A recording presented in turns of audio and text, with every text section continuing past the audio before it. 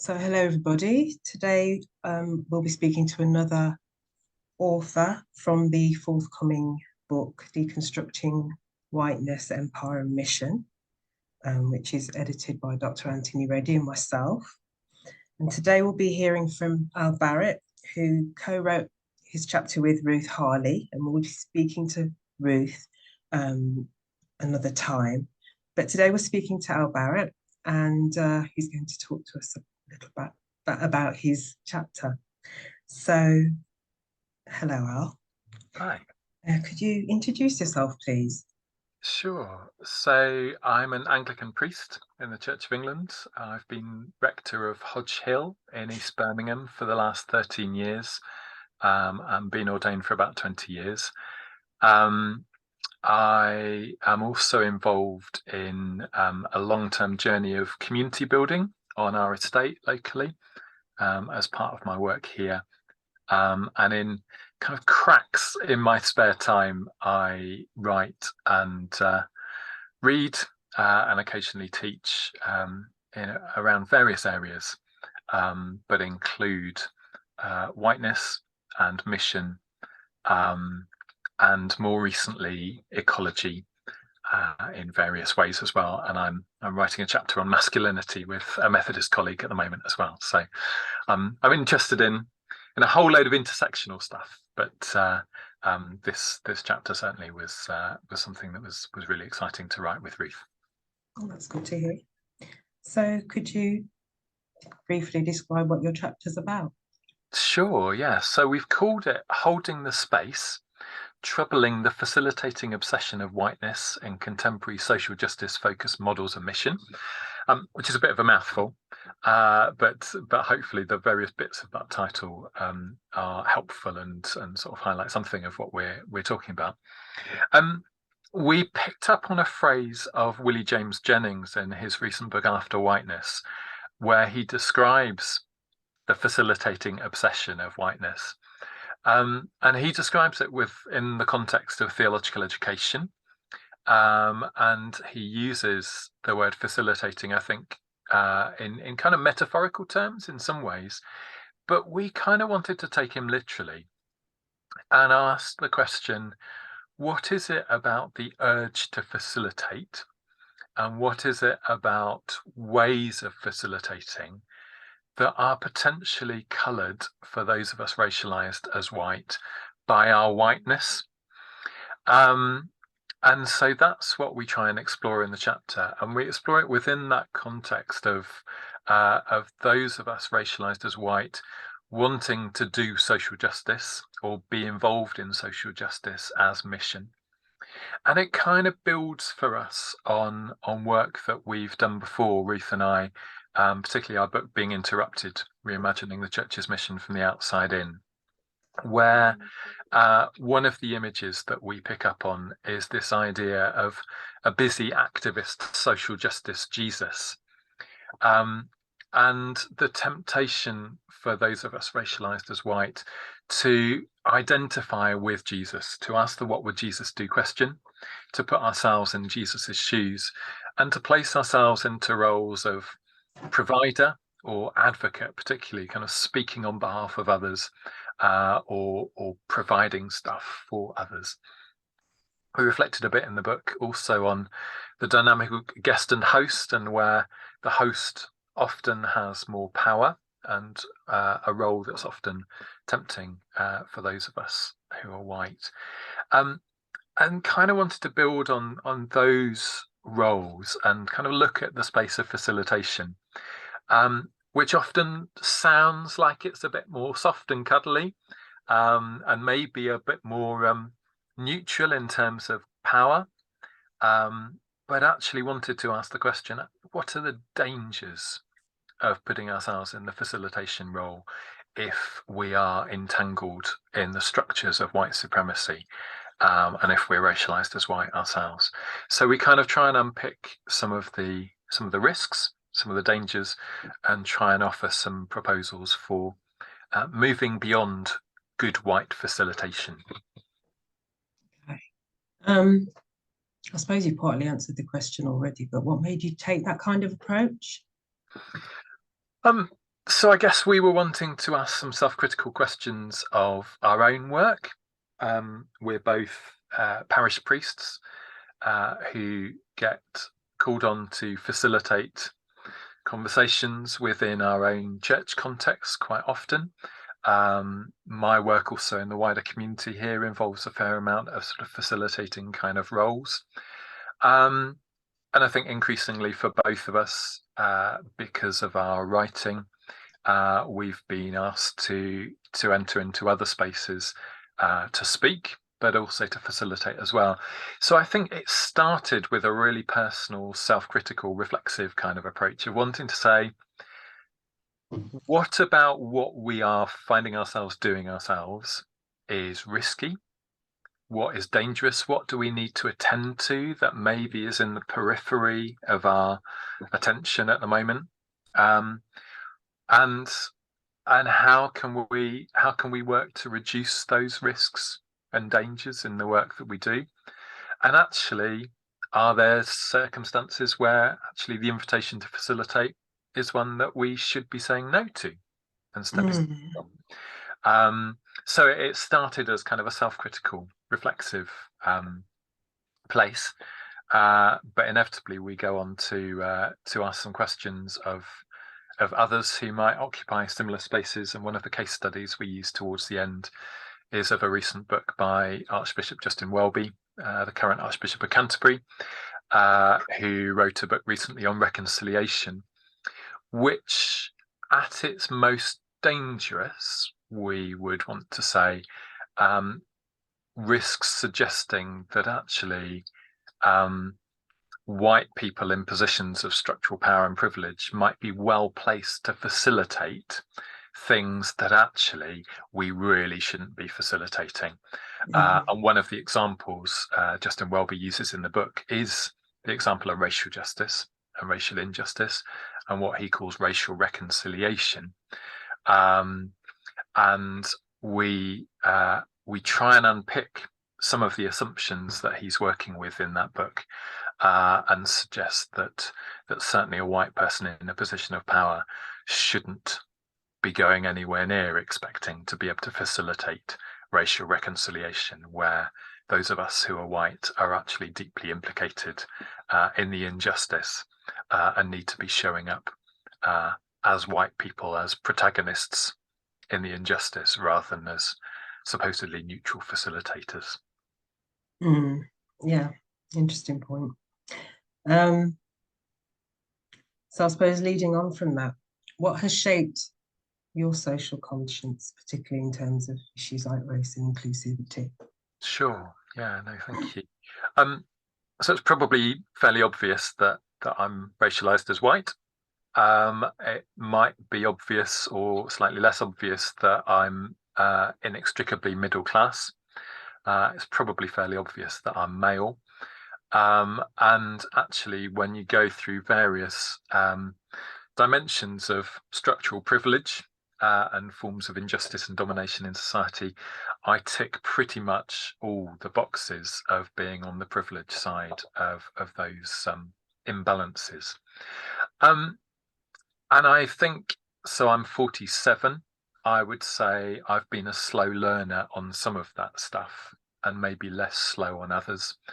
I was formed in mission initially by USPG through a scheme they ran called Root Groups in the late 90s, and was living and working in Salford in Greater Manchester for a year just after I'd graduated from Cambridge University with an astrophysics degree.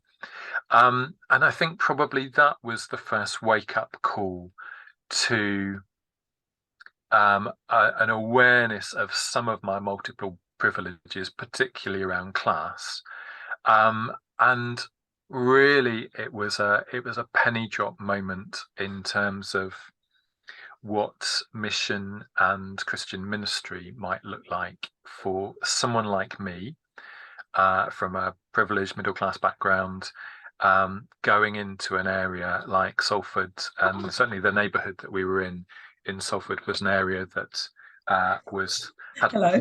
sorry, that was my cat saying hello. Yeah, an area that historically had serious kind of economic deprivation. Um, and we were formed very explicitly with an attitude of going in not to save, not to fix, not to help, but going to live, to make our home in a place where our primary vocation was to get to know our neighbours, to listen, to make friends, and to learn. Actually, primarily more than anything, it was a year of learning from our neighbours and learning in the neighbourhood where we found ourselves. And that was deeply transformative for me. The year in Salford as part of a small Christian community that shared a house together with our neighbours, with the local Methodist church. Not really bringing much ourselves in the way of gifts and skills and expertise other than empty hands and open ears.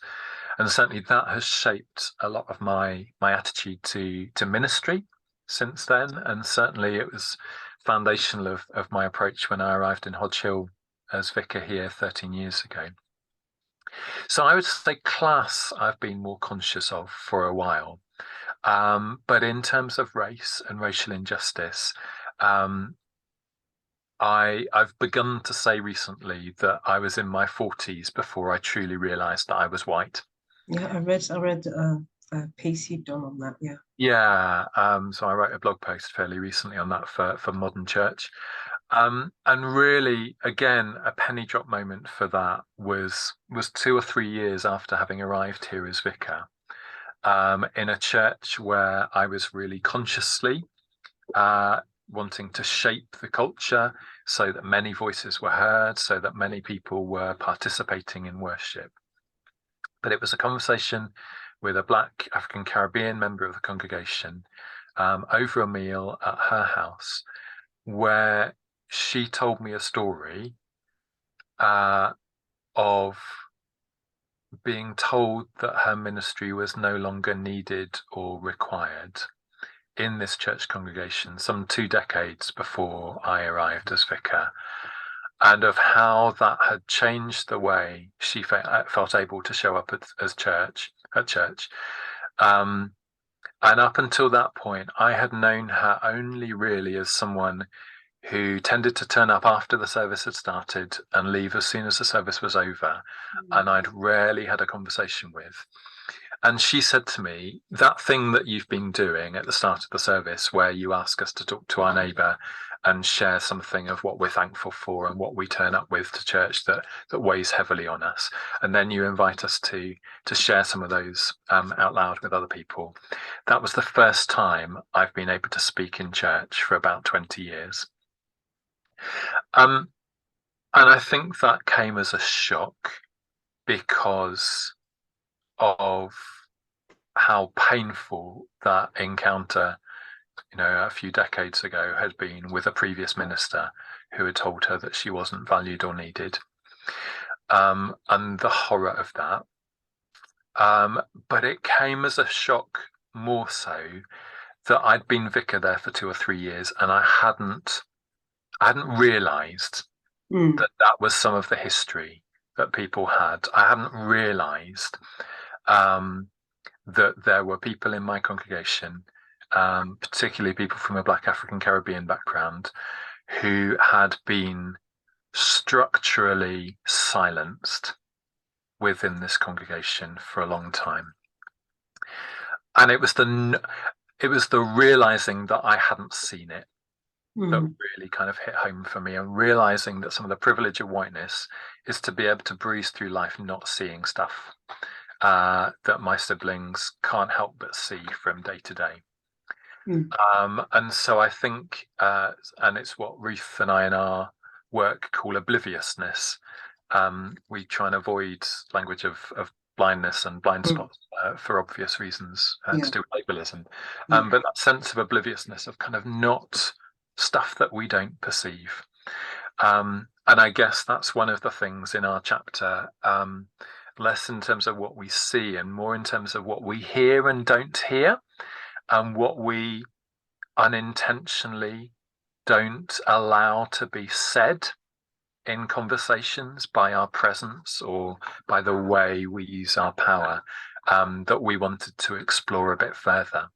You know, what are the dynamics in a space that has white people, but also people of a global majority heritage background?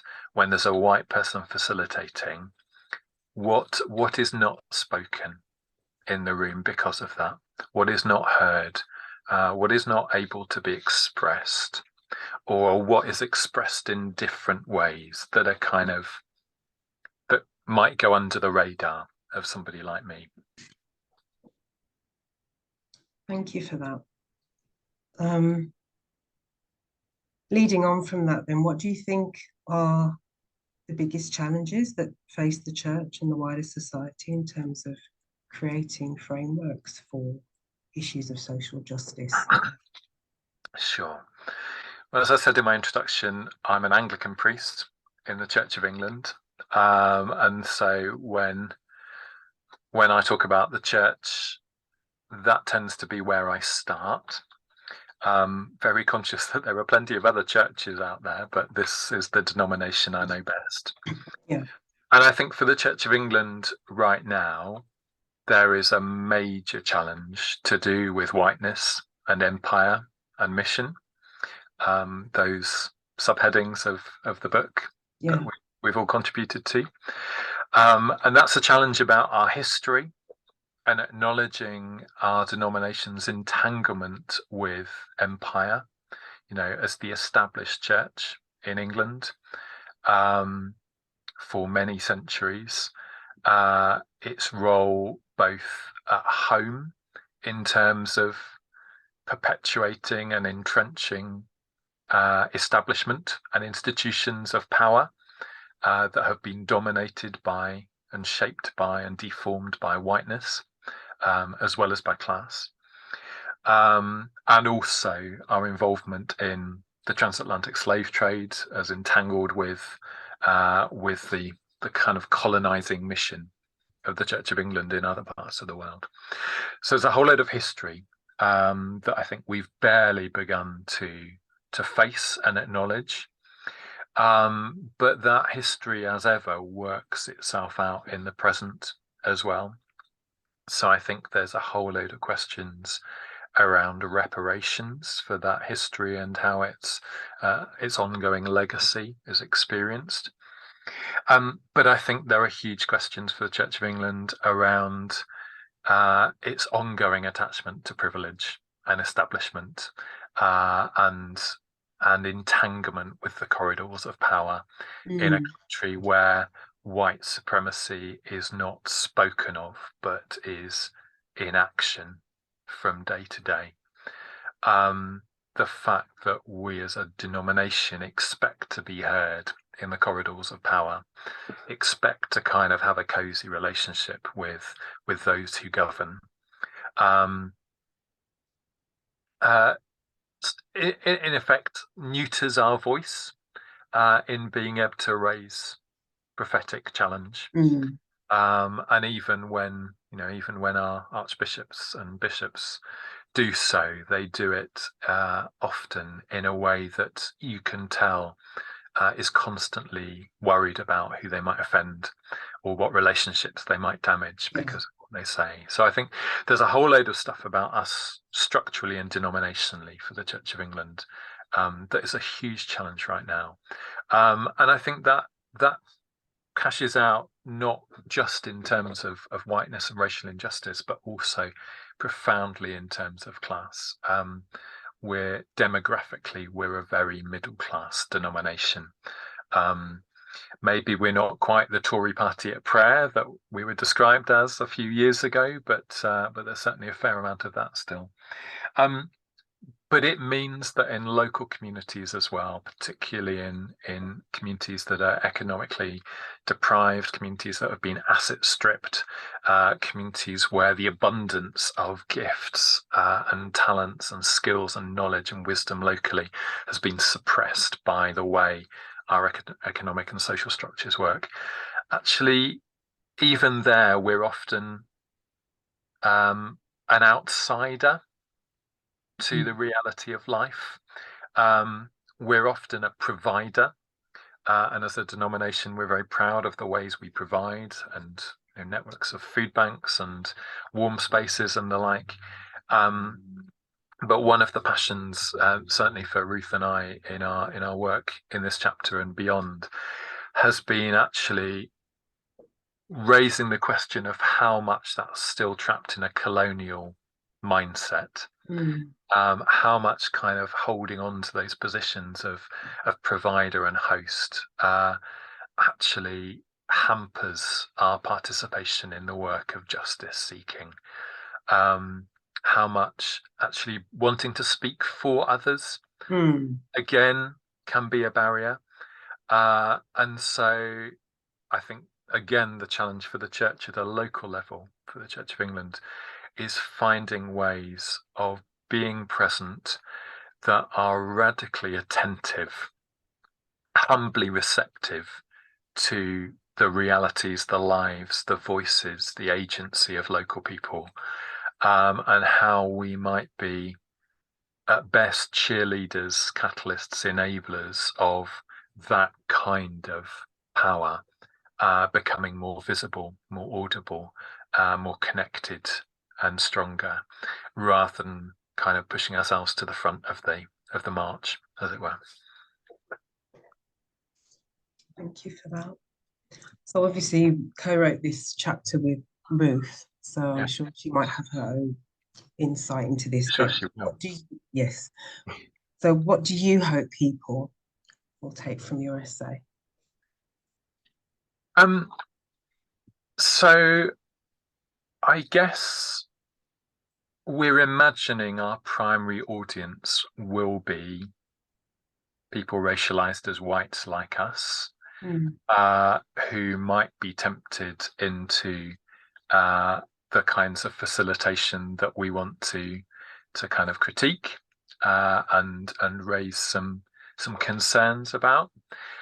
So we hope that there's certainly a group of people who read it who will, like us, end up looking at their own practice and asking how they might do that differently, how they might step back, how they might acknowledge their own moral ambivalence in spaces like this and in roles like this, how they might show up with their particularities as those racialized as white, and how they might, like us, embrace our limitedness in terms of knowing that there are some things that we can't do, there are some things we can't understand, there are some spaces that we shouldn't expect to have access to. So I think that's one audience and that's one hope. But I guess I hope it's not just those people who read it.